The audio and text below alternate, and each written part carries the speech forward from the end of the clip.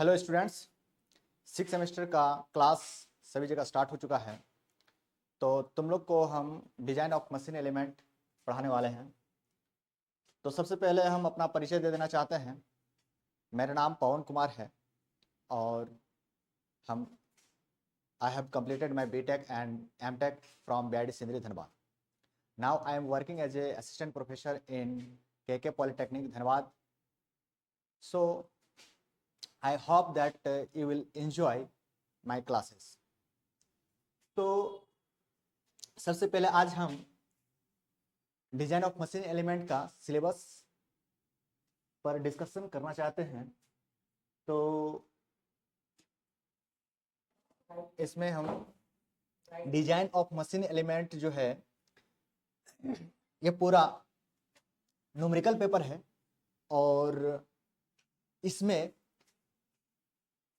सॉम के फॉर्मूला का बहुत ज़्यादा यूज होगा।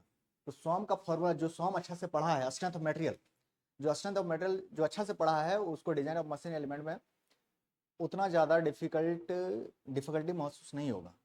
तो सबसे पहले हम सिलेबस में देख लेते हैं कि कौन कौन सा पॉइंट है।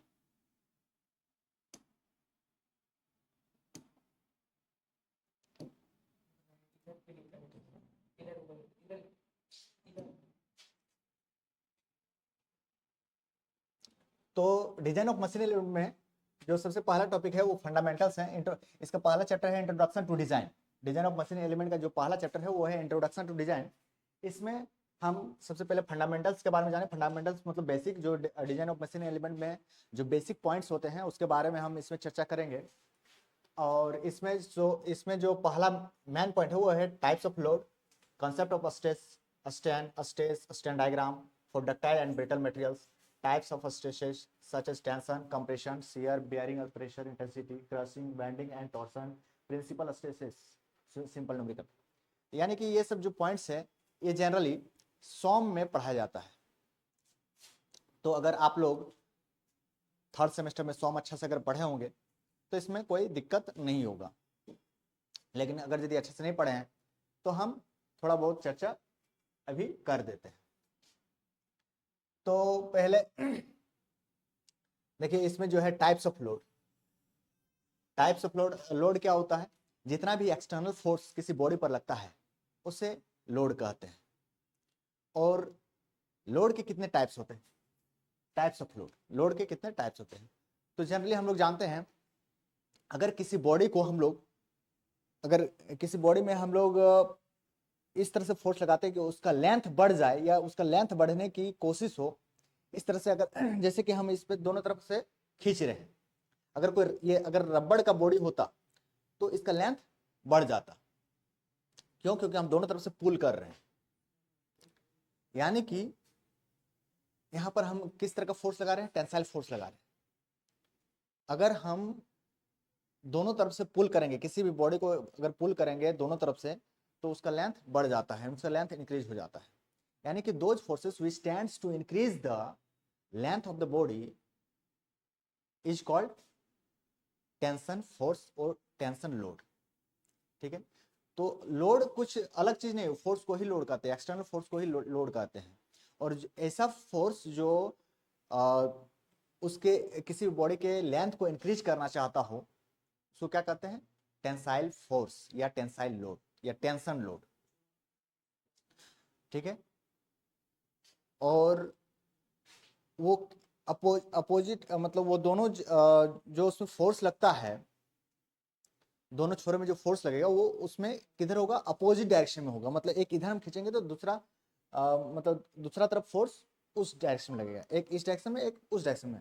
तब ये किस तरह का फोर्स हो गया? टेंशन फोर्स हो गया, ये टेंशन लोड हो गया। एक होता है कंप्रेसिव फोर्स या कंप्रेशन, कंप्रेसिव फोर्स या कंप्रेशन, या फिर हम बोल सकते हैं कंप्रेसिव लोड। तो उसमें क्या होता है? फोर्स को प्रेस एक किसी बॉडी में दोनों तरफ से फोर्स लगाया जाता है और मतलब इससे क्या होता है कि उसका लेंथ डिक्रीज होता है। कंप्रेसिव फोर्स से किसी भी बॉडी का लेंथ क्या होता है? डिक्रीज होता है। तो those forces which tends to decrease the length of the body are called compressive force और कंप्रेसिव लोड। तो उसके बाद और एक फोर्स होता है शियर फोर्स या शियर लोड। शियर फोर्स या शियर लोड क्या करता है, वो किसी बॉडी के शेप को चेंज कर देता है। जैसे सपोज करो कि मान लेते हैं एक कोई क्यूबिकल टाइप का बॉडी है, ठीक है, क्यूबिकल शेप का बॉडी है। इसमें अगर यदि हम एक फोर्स पैरेलली उस मतलब ऊपर वाला टॉप सरफेस में पैरेलली एक फोर्स लगाते हैं और एक नीचे वाला सरफेस में पैरेलली एक फोर्स लगाते हैं, पैरेलल डायरेक्शन मतलब टेंजेंशियल डायरेक्शन में एकदम टच करता हुआ एक फोर्स ऊपर से लगा रहे हैं, नीचे में टच करता हुआ फोर्स लगा रहे हैं, तो इससे क्या होगा कि इसका शेप में चेंज आ जाएगा। मतलब ये जो वर्टिकल दोनों तरफ का वर्टिकल जो फेस है, ये वर्टिकल फेस और ये वर्टिकल फेस, इसका एंगल चेंज हो जाएगा। ये इसका एंगल अभी क्या 90 डिग्री है, लेकिन क्या होगा जब इस तरह का हम फोर्स लगेंगे तो ये फेस थोड़ा सा इंक्लाइन हो जाएगा, ये फेस थोड़ा सा इंक्लाइन हो जाएगा, इंक्लाइन हो जाएगा, ठीक है, ये इस तरह का इंक्लाइन हो जाएगा। यानी कि यहाँ पर क्या हो रहा है, यहाँ पर शेप चेंज हो रहा है। यहाँ पर जनरली ना तो लेंथ इंक्रीज हो रहा है, डायमेंशन ना तो इंक्रीज हो रहा है ना डिक्रीज हो रहा है। यहाँ पर क्या हो रहा है, शेप चेंज हो रहा है। पहले शेप किस तरह का था, क्यूबिकल था, या फिर बोल सकते हैं इसका सेक्शन का जो शेप था, वो सेक्शन का शेप कैसा था, रेक्टेंगुलर था, ठीक है, या स्क्वायर शेप का था। अब क्या हो गया, अगर यदि रेक्टेंगल शेप का था तो अब ये हो गया है पैरेललोग्राम शेप का। अगर स्क्वायर शेप का रहेगा इसका सेक्शन तो वो कैसा हो जाएगा, रोम्बस बन जाएगा, यानी कि शेप चेंज हो जाता है, ठीक है।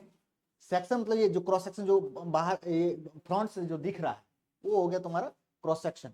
हम पूरा शेप का बात नहीं करें, पूरा शेप तो है तुम्हारा क्यूबॉइड टाइप का है, घनाभाकार, ठीक है, घनाभ के आकार का है। लेकिन अगर हम केवल आगे वाला एरिया का बात करेंगे, इस क्रॉस सेक्शन का बात करेंगे, तो ये किस शेप का है, ये जनरली तुम्हारा यहाँ पर स्क्वायर शेप का दिख रहा है। हम स्क्वायर या रेक्टेंगल किसी मान लेते हैं, ये स्क्वायर ही है। तो अगर यदि स्क्वायर शेप का है और अगर इसमें हम शियर फोर्स लगाते हैं, शियर फोर्स किस तरह से लगता है, टेंजेंशियल डायरेक्शन लगता है। एक तुम्हारा ऊपर वाले सरफेस में लगेगा, एक तुम्हारे नीचे वाले सरफेस में लगेगा, तो ये हो गया तुम्हारा शियर फोर्स। तो इसके कारण से क्या हो रहा है, ये वर्टिकल फोर्स थोड़ा टेढ़ा हो जाएगा, ये वर्टिकल जो सरफेस है, ये वर्टिकल जो लाइन है दिख रहा है वो इस तरह से टेढ़ा हो जाएगा और ये वाला इस तरह से टेढ़ा हो जाएगा। अगर हम इधर से लगाएंगे फोर्स, ठीक है, ऊपर की तरफ से, और इधर नीचे में इधर इस डायरेक्शन में लगाएंगे तो क्या होगा कि ये इधर झुक जाएगा, ये वाला फेस इधर झुक जाएगा, ये वाला इधर झुक जाएगा। यानी कि यहाँ पर केवल शेप चेंज हो रहा है, या तो ऐसे चेंज हो जा रहा है या तो ऐसे चेंज हो रहा है, केवल शेप चेंज हो रहा है। यहाँ पर ना डायमेंशन इंक्रीज हो रहा है ना डिक्रीज हो रहा है। इसलिए इस तरह के फोर्स को क्या बोलते हैं, शियर फोर्स बोलते हैं, ठीक है, या फिर टेंजेंशियल फोर्स, ठीक है। तो देयर यानी कि यहाँ पर हम लोग मेनली 3 टाइप्स के फोर्स का डिस्कशन किए। टेंसाइल फोर्स जो लेंथ को इंक्रीज करना चाहता है, ठीक है, उसके बाद तुम्हारा कंप्रेसिव फोर्स जो कि लेंथ को डिक्रीज करना चाहता है, और एक है शियर फोर्स या टेंजेंशियल फोर्स जो क्या करता है, शेप को चेंज करता है, यानी कि वर्टिकल फेस के एंगल को ही केवल चेंज करता है, ठीक है। तो ये क्या है, टाइप्स ऑफ फोर्स या टाइप्स ऑफ लोड, ठीक है। लोड कुछ अलग नहीं है, फोर्स को ही लोड कहते हैं। फोर्स क्या होता है, दोज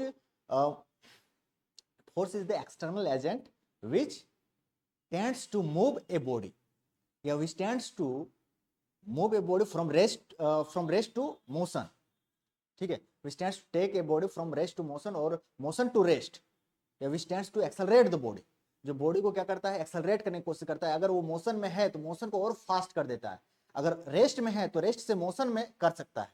फोर्स लगाएंगे तो कोई बॉडी अगर रुका हुआ है, अगर उस पर फोर्स लगाएंगे तो वो मोशन करने लगेगा, ठीक है, वो मोशन में लाने की कोशिश भी कर सकता है, ठीक है। या फिर अगर मोशन में है और अपोजिट डायरेक्शन से फोर्स लगाएंगे तो उसको उसके मोशन को डिक्रीज कर सकता है, उसके स्पीड को डिक्रीज कर सकता है। जैसे फ्रिक्शनल फोर्स क्या करता है, मोशन को डिक्रीज करने की कोशिश करता है, क्योंकि मोशन के अपोजिट डायरेक्शन से फोर्स लग रहा है।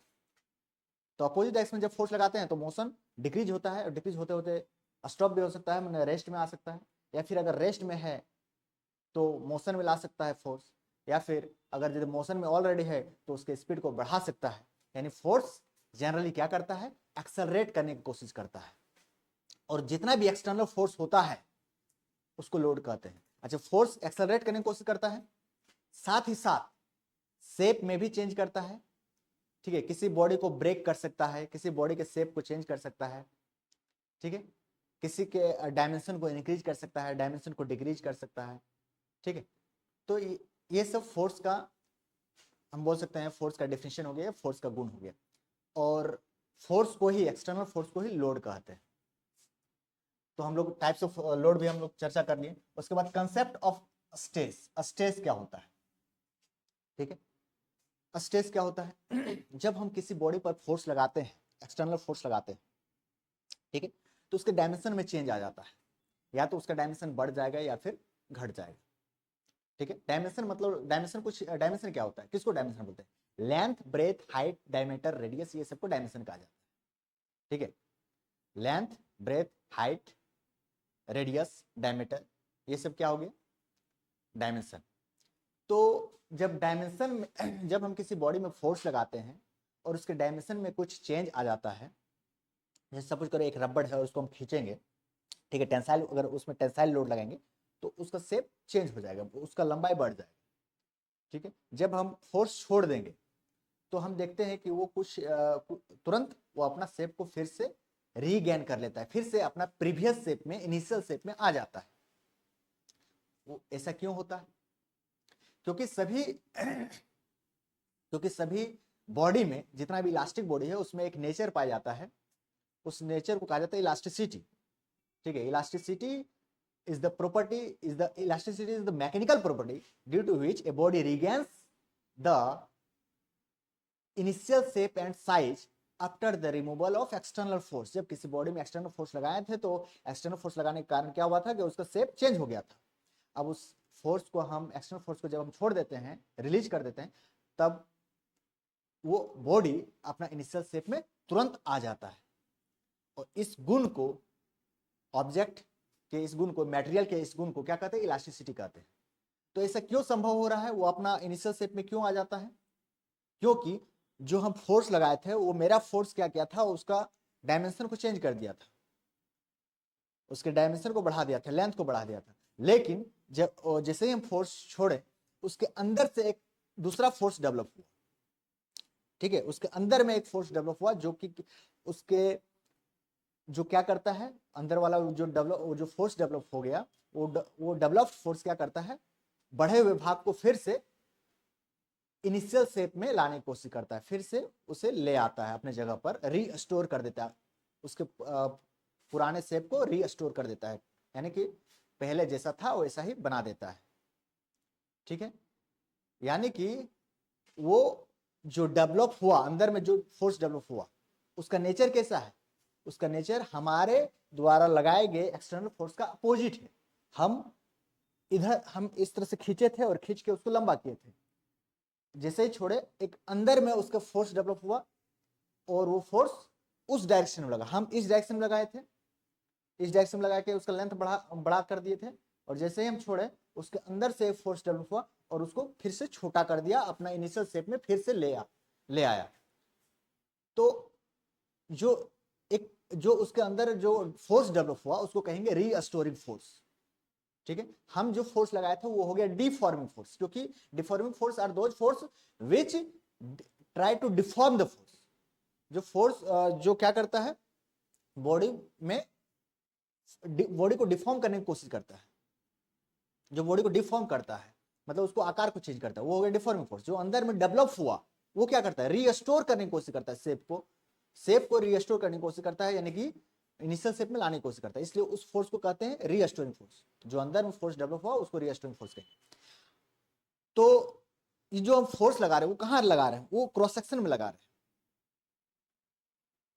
तो हम जो अंदर में रीस्टोरिंग फोर्स डेवलप हुआ, वो कहां लग रहा है? क्रॉस सेक्शन में लग रहा है। वो क्रॉस सेक्शन पर लग के उसको अंदर, इस क्रॉस सेक्शन जो बड़ा हो गया था, उस क्रॉस, ठीक है, ये पूरा लंबाई बढ़ गया था, लेकिन क्रॉस सेक्शन में लग के उसको खींच रहा है, जो बाहर चला गया था, उस, है ना, उस क्रॉस सेक्शन में, ये क्रॉस सेक्शन में क्या लग रहा है? रीस्टोरिंग फोर्स लग रहा है, और उस बड़े विभाग को खींचने की कोशिश कर रहा है, वापस रिट्रैक्ट करने की कोशिश कर रहा है। यानी कि यहां पर जो रीस्टोरिंग फोर्स लग रहा है, per unit cross section area में जो रीस्टोरिंग फोर्स लग रहा है, उसी को कहते हैं स्ट्रेस। तो restoring force acting per unit cross section area is called stress. तो स्ट्रेस कुछ अलग चीज नहीं है, रीस्टोरिंग फोर्स ही है, लेकिन यूनिट क्रॉस सेक्शनल एरिया में जो जितना रीस्टोरिंग फोर्स लगता है उसी को स्ट्रेस कहते हैं। ठीक है, यहां पर जैसे ये सपोज करो ये पैन है, ये पैन है, तो इसका जो क्रॉस सेक्शनल एरिया होगा, ये क्रॉस सेक्शनल एरिया कैसा है, स्क्वायर है, सॉरी इसका क्रॉस सेक्शनल एरिया कैसा है, सर्कुलर है। तो यहां पर जो फोर्स लग रहा है, ठीक है, ये फोर्स किस पर लग रहा है, इस सर्कुलर क्रॉस सेक्शन पर लग रहा है। ठीक है, तो इस circular cross sectional area suppose करो ये मान लेते हैं 2 मीटर, सपोज करो कि 2 मिलीमीटर स्क्वायर है। ठीक है, या फिर 2 मीटर स्क्वायर, हम सुविधा के लिए मान लेते हैं कि 2 मीटर स्क्वायर है। तो 2 मीटर स्क्वायर में मान लेते हैं जो अंदर से जो फोर्स डेवलप हुआ, जो रीस्टोरिंग फोर्स डेवलप हुआ खींचने के बाद और छोड़ देने के बाद, जो रीस्टोरिंग फोर्स डेवलप हुआ वो सपोज करो कि 40 न्यूटन का डेवलप हुआ रीस्टोरिंग फोर्स। ठीक है, 40 न्यूटन का फोर्स डेवलप हुआ और कितना क्रॉस सेक्शनल एरिया में, 2 मीटर, सपोज करो इसका एरिया है 2 मीटर स्क्वायर, तो एरिया हो गया 2 मीटर स्क्वायर और फोर्स हो गया 40 न्यूटन। तो 2 मीटर स्क्वायर में 40 न्यूटन का फोर्स लग रहा है, तो 1 मीटर स्क्वायर एरिया में कितना न्यूटन का फोर्स लगेगा, 20 न्यूटन का फोर्स लगेगा। तो यहां पर जो 1 मीटर स्क्वायर की बात कर रहे हैं, 1 मीटर स्क्वायर को ही मतलब यूनिट क्रॉस सेक्शनल एरिया बोल रहे हैं। तो यूनिट क्रॉस सेक्शनल एरिया में जितना फोर्स लगता है उसी को स्ट्रेस कहते हैं। यानी यूनिट क्रॉस सेक्शनल एरिया मतलब 1 मीटर स्क्वायर में कितना फोर्स लग रहा है, यहाँ पर 20 न्यूटन लग रहा है, इसलिए यहां पर स्ट्रेस कितना होगा, 20 न्यूटन पर मीटर स्क्वायर। ठीक है, हम कोई जरूरी नहीं कि यहाँ पर 1 मीटर स्क्वायर का बात कर सकते हैं, हम 1 सेंटीमीटर स्क्वायर का भी बात कर सकते हैं, 1 मिलीमीटर स्क्वायर का भी बात कर सकते हैं। अगर इसका सपोज करो कि इसका एरिया अगर 10 मिलीमीटर स्क्वायर है और इसके अंदर जो रीस्टोरिंग फोर्स डेवलप हुआ वो सपोज करो कि 50 न्यूटन का रीस्टोरिंग फोर्स डेवलप हुआ, और एरिया कितना है इसमें, 10 मिलीमीटर स्क्वायर। तो 1 मिलीमीटर, चूंकि 10 मिलीमीटर स्क्वायर में 50 न्यूटन फोर्स लग रहा है, तो 1 मिलीमीटर स्क्वायर एरिया में कितना लगेगा, 5 न्यूटन लगेगा। यानी कि 1 मिलीमीटर स्क्वायर एरिया में जब एक चीज का बात करें, एक यूनिट एरिया की जब बात करते हैं, यूनिट एरिया मतलब 1 मिलीमीटर स्क्वायर हो सकता है, 1 सेंटीमीटर स्क्वायर हो सकता है, 1 मीटर स्क्वायर हो सकता है। तो यूनिट एरिया में जितना फोर्स लगता है उसको कहा जाता है स्ट्रेस। ठीक है, तो यहां पर चूंकि 10 मिलीमीटर स्क्वायर में 50 न्यूटन फोर्स लग रहा था, तो 1 मिलीमीटर स्क्वायर में 5 न्यूटन फोर्स होगा, यानी कि यहां पर स्ट्रेस कितना हो जाएगा, 5 न्यूटन पर मिलीमीटर स्क्वायर। ठीक है, हम मिलीमीटर स्क्वायर का, जब मिलीमीटर का बात करेंगे तो स्ट्रेस का यूनिट हो जाएगा न्यूटन पर मिलीमीटर स्क्वायर। जब मीटर स्क्वायर का बात करेंगे तो यूनिट हो जाएगा न्यूटन पर मीटर स्क्वायर। लेकिन यहाँ पर हम बात कर रहे हैं केवल यूनिट का, ऐसा यूनिट का नहीं, ऐसा यूनिट स्ट्रेस का ऐसा यूनिट होता है न्यूटन पर मीटर स्क्वायर। ठीक है, यूनिट ऐसा यूनिट का बात करेंगे तो मीटर स्क्वायर लेना होगा, लेकिन अगर कोई मतलब जनरली कोई भी यूनिट का बात करेंगे तो उसमें मिलीमीटर स्क्वायर भी आ सकता है, सेंटीमीटर स्क्वायर भी आ सकता है। ठीक है, तो स्ट्रेस समझ गए, 1 मीटर स्क्वायर या यूनिट क्रॉस सेक्शनल एरिया में जितना रिएक्शन फोर्स डेवलप होता है उसको स्ट्रेस कहा जाता है। उसके बाद स्ट्रेन, जब किसी फोर्स को हम जब किसी बॉडी को हम फोर्स लगा के खींचते हैं, ठीक है, यानी टेंसाइल फोर्स लगाते हैं, तो उसका क्या होता है, डायमेंशन बढ़ जाता है। या फिर कंप्रेसिव फोर्स लगाते हैं तो क्या होता है, उसका डायमेंशन शॉर्ट हो जाता है, छोटा हो जाता है। तो यानी कि उसका किसी भी बॉडी के ऊपर फोर्स लगाने से उसका आकार में चेंज हो रहा है, उसका लेंथ में या तो इंक्रीज हो रहा है या तो डिक्रीज हो रहा है। तो पर मीटर स्क्वायर पर मीटर लेंथ में जितना इंक्रीज या डिक्रीज होता है उसको स्ट्रेन कहते हैं।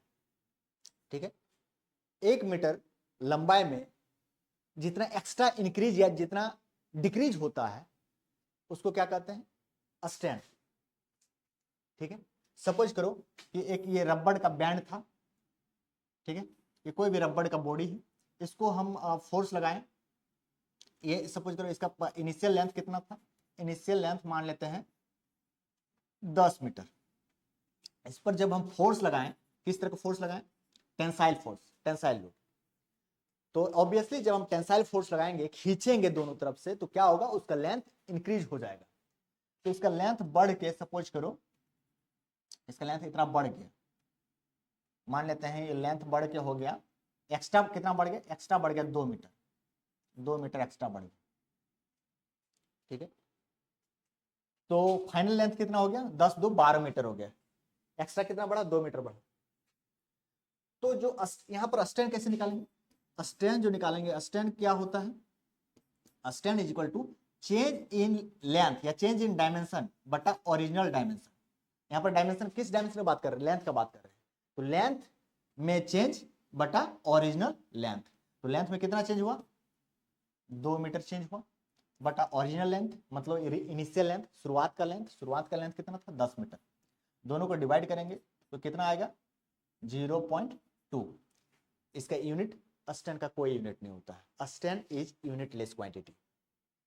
ठीक है, क्यों, क्योंकि ऊपर में भी मीटर है, नीचे में भी मीटर है, मीटर मीटर कट जाएगा, तो यहाँ पर कोई यूनिट ही नहीं बचेगा। Stand is unitless, totally unitless and also dimensionless. तो स्टैंड का फॉर्मूला क्या है, चेंज इन डायमेंशन बटा ओरिजिनल डायमेंशन या चेंज इन लेंथ बटा ओरिजिनल लेंथ। ठीक है, इसको हम ऐसे भी डिफाइन कर सकते हैं, strain is the ratio of change in length and original length या इनिशियल लेंथ। या फिर इसको ऐसे बोल सकते हैं, strain is defined as the change in length per unit length. Unit length में कितना चेंज हो रहा है, 10 मीटर में 2 मीटर चेंज हो रहा है, तो 1 मीटर में कितना चेंज हो रहा होगा, डिवाइड कर देंगे तो कितना है, 0.2। यानी कि 1 मीटर में 0.2 इंक्रीज हो रहा होगा, तब जाके 10 मीटर में 2 मीटर इंक्रीज हुआ। ठीक है, स्टैंड मतलब 1 मीटर लेंथ में कितना एक्स्ट्रा चेंज हो रहा है। उसके बाद हो गया स्ट्रेस स्ट्रेन डायग्राम। ठीक है, स्ट्रेस स्ट्रेन डायग्राम अगर यदि 100 में तो लोग पढ़ा भी होगा, नहीं तो मटेरियल साइंस में भी हो सकता है पढ़ा होगा, क्योंकि ये बहुत ही ज़्यादा बेसिक चीज़ है। फिजिक्स में भी इलास्टिसिटी चैप्टर में पढ़ा होगा, और अगर नहीं पढ़े हो तो हम फिर से बता दे रहे हैं। इस तरह का एक ग्राफ, स्ट्रेस स्ट्रेन डायग्राम क्या है, एक ग्राफ है जिसमें एक साइड में क्या लिया जाता है,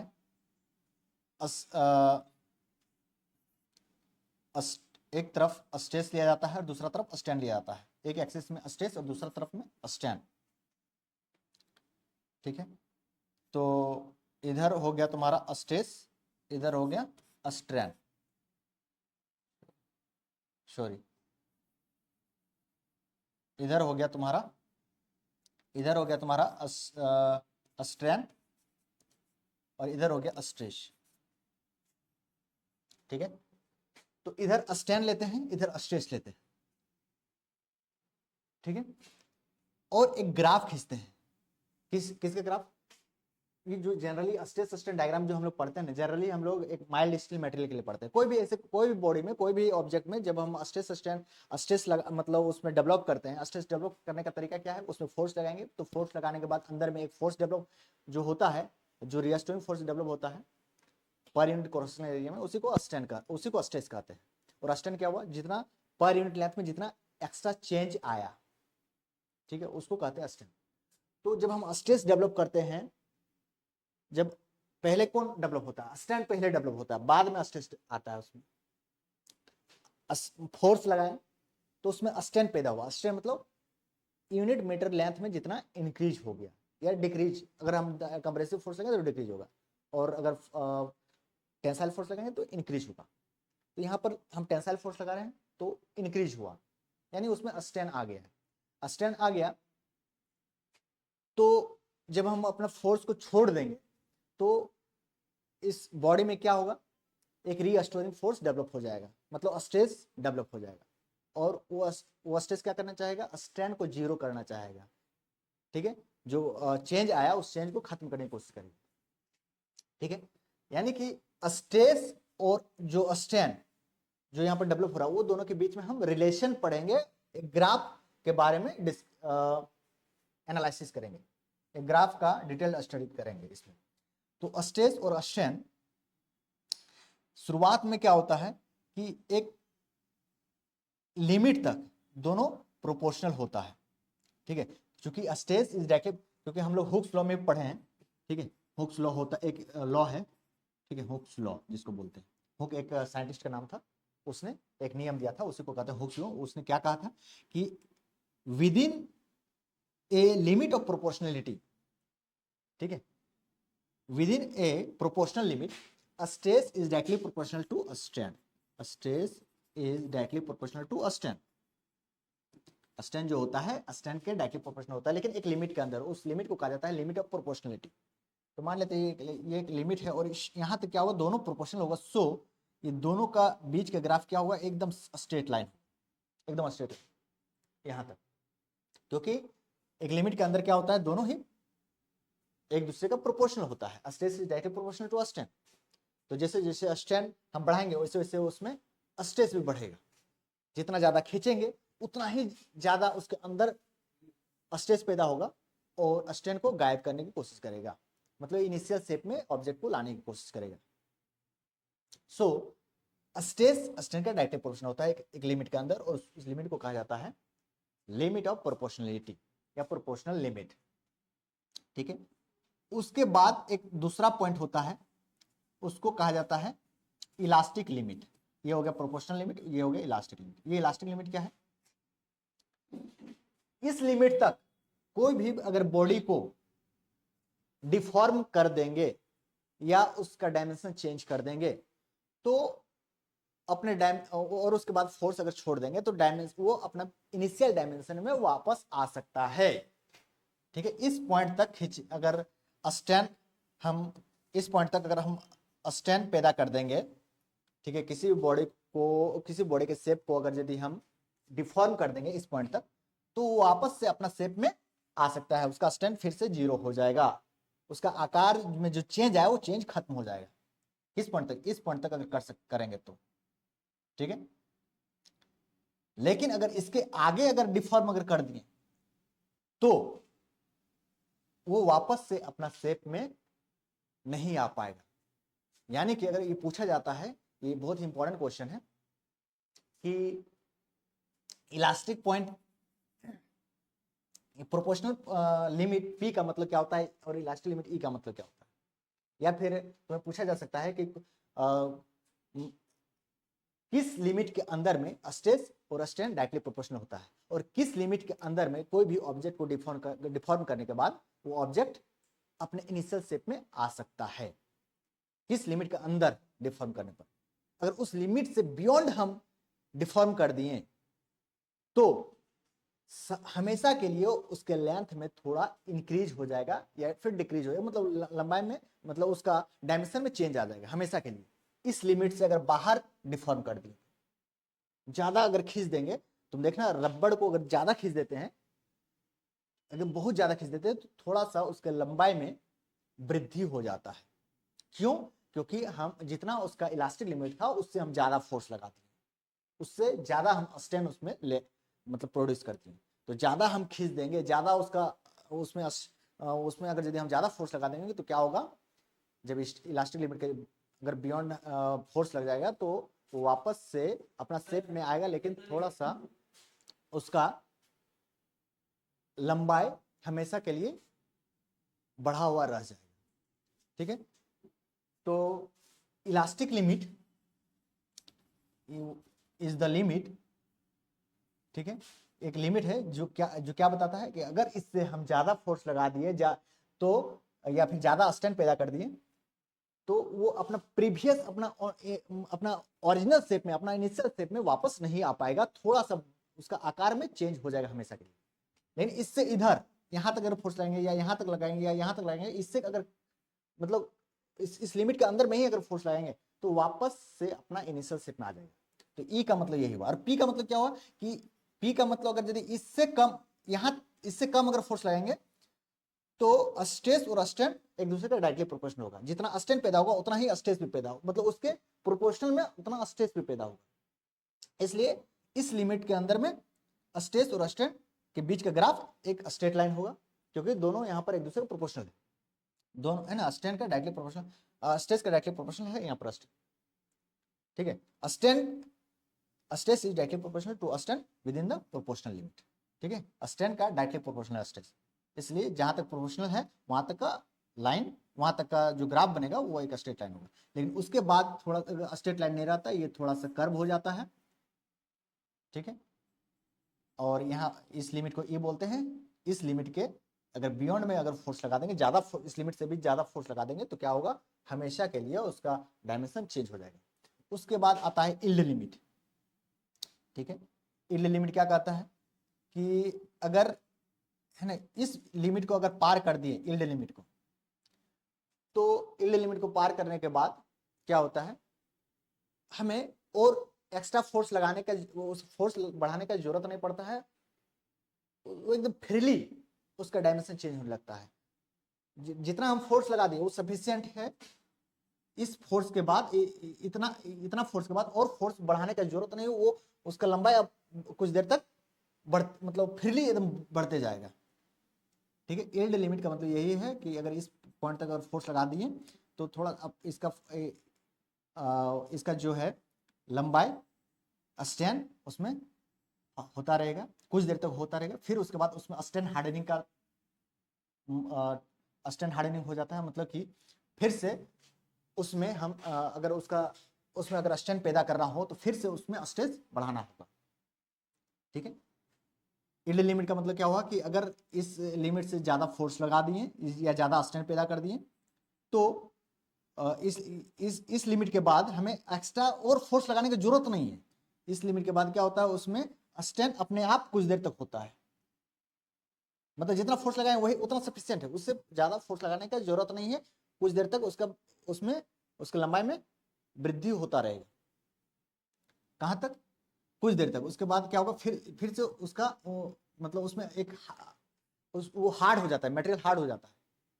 हम यहाँ पर जो ये ग्राफ पढ़ रहे हैं वो किस मटेरियल के लिए पढ़ रहे हैं, वो माइल्ड स्टील के लिए पढ़ रहे हैं।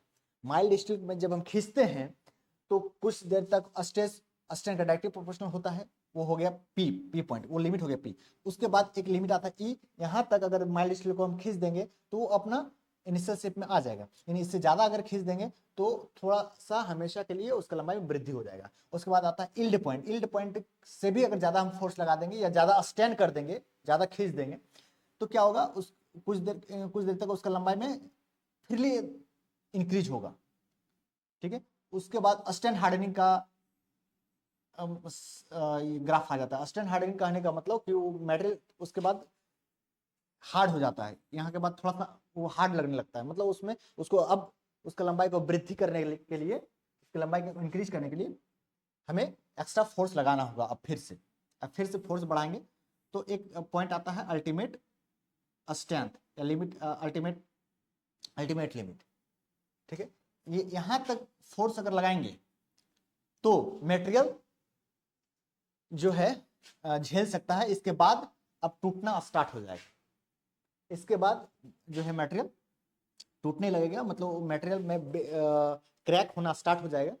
ठीक है, बीच से उसमें नेकिंग बनना प्रारंभ हो जाएगा, बीच से कटना प्रारंभ हो जाएगा और कटते कटते कटते मटेरियल कटते कटते यहाँ पर टूट जाएगा। ठीक है, यहाँ पर टूट जाएगा। इस पॉइंट को हम लोग बी बोलते हैं ब्रेकिंग पॉइंट या ब्रेकिंग स्ट्रेंथ या ब्रेकिंग स्ट्रेस। ठीक है, इसका जो कॉरस्पॉन्डिंग स्ट्रेस होगा उसको बोलेंगे ब्रेकिंग स्ट्रेस, इस पॉइंट को बोलेंगे ब्रेकिंग पॉइंट। ठीक है, या ब्रेकिंग लिमिट, ये हो गया अल्टीमेट लिमिट या अल्टीमेट पॉइंट। और इसके कॉरस्पॉन्डिंग में जितना स्ट्रेस होगा उसको बोलेंगे अल्टीमेट स्ट्रेस। ठीक है, तो ये ग्राफ ग्राफ जो है स्ट्रेस स्ट्रेन ग्राफ है, इसको हम लोग स्ट्रेस स्ट्रेन डायग्राम भी बोलते हैं या स्ट्रेस स्ट्रेन कर्व भी बोलते हैं। और ये बहुत इंपॉर्टेंट है, सॉम सब्जेक्ट का बहुत ही इंपॉर्टेंट पॉइंट था, बहुत ही इंपॉर्टेंट टॉपिक था। और ये डिजाइन ऑफ मशीन एलिमेंट का भी इंपॉर्टेंट टॉपिक है।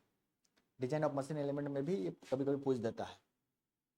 ठीक है, तो आज इतना ही रहने देते हैं, फिर नेक्स्ट क्लास में हम लोग फिर से मिलेंगे।